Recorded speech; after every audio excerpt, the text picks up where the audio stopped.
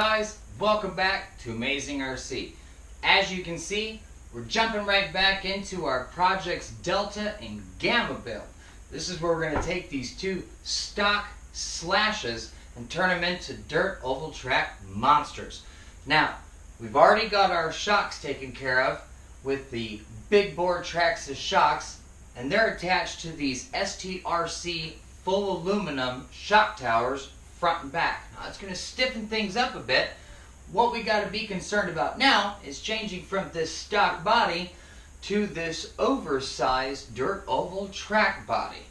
Now, one of the main things that we're going to run into with this body is this is not made for a 1/10 car. This is in fact made for a 1/8 car. Now, that's what's going to be required to allow all of the stock shock travel that we get out of a TRAXXAS Slash to hide underneath this body. This shouldn't be too difficult. I've got quite a bit of parts that I can use in my vast array and selection in the shop here, and that's pretty much what we're going to get going on today. And then hopefully by tomorrow we're going to slap some paint on these two cars. Stick around and don't forget to pay attention to the videos for your next clue in our 1/32 ECX giveaway. See you guys around. Let's get to work.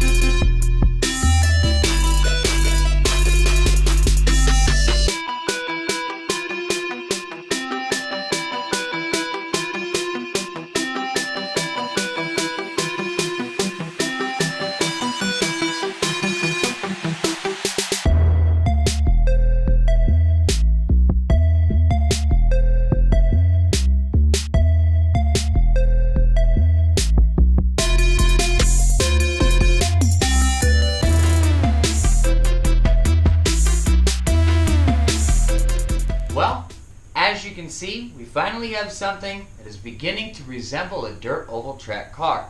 After a few different designs in the front as well as the rear mounting the body, I think we've got something that's cohesive enough to start drilling some holes.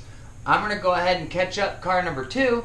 We're going to get some wheel wells cut out, get this thing fit and ready for final paint. We'll see you in a minute.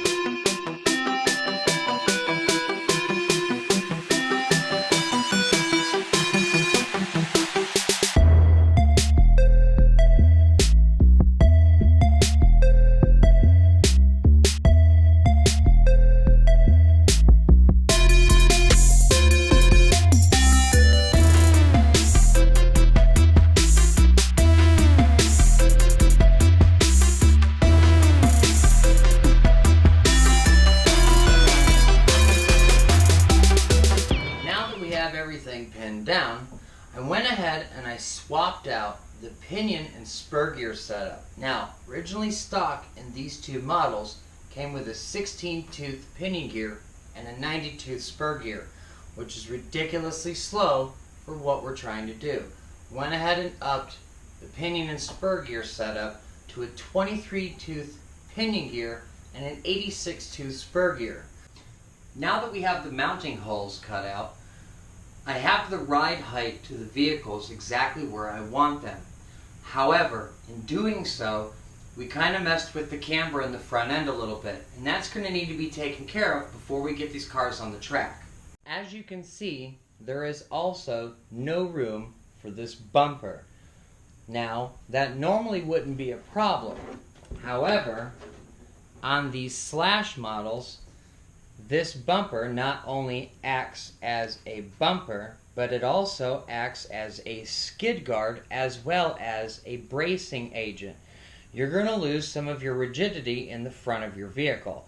So I'm going to have to actually modify this bumper by cutting most of this top section off to where we still get to keep our rock guard and skid plate, as well as some of the rigidity from the bottom being connected to the top.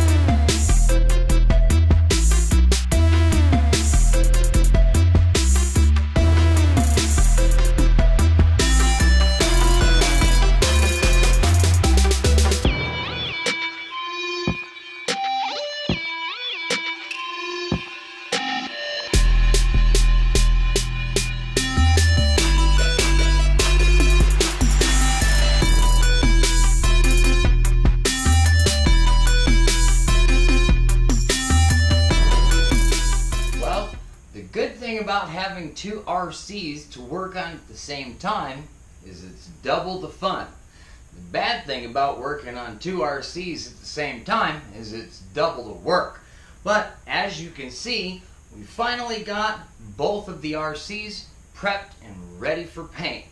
That's going to be tomorrow, and until then, this is Amazing RC. Thanks for watching, guys. If you haven't subscribed yet, you know where the button's at.